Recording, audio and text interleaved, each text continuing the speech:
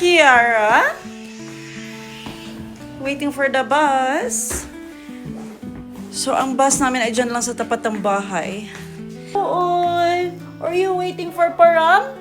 Waiting. Para hindi mauhaw. Ay, maglaro man sa snow.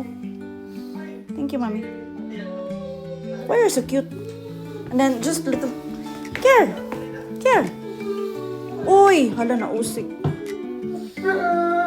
Ready! Na. Saba ba, brods? Bro, dinhin. Nagulak na siya. Nilagyan muna ni Kuya Clarky ng kahit konting snow dyan. Dahil madulas pag dumaan, talaga madulas ka dyan dahil parang nag-ice skating. Thank you. Kuya! Yee! Malit na si Kuya. 7:50 din ang bus ni Kuya po. 7:50 to na piyang. Hala. Kaluoy. Late ata ang bus today. Minsan maaga siya. 7 a.m. dito. Tahimik. Walang mga lumalabas sa bahay. So, iba nagtatrabaho na. So, grabe, diba? Ang dilim pa. 7. Ay, mag-8 na. Go, bus! Isi! Where's the dad? Let's go, let's go! Bye, Dada! Bye-bye. Love you.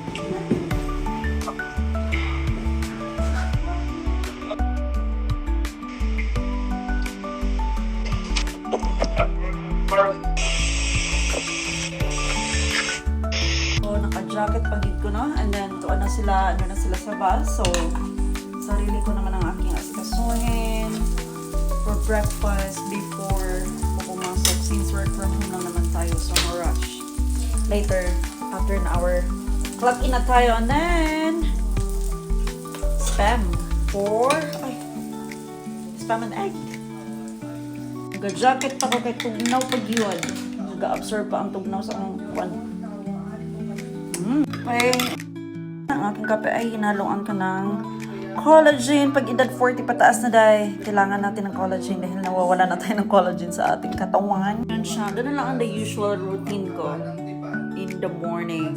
A day-to-day life for a mom of 3. Sa bus, Je? Bye.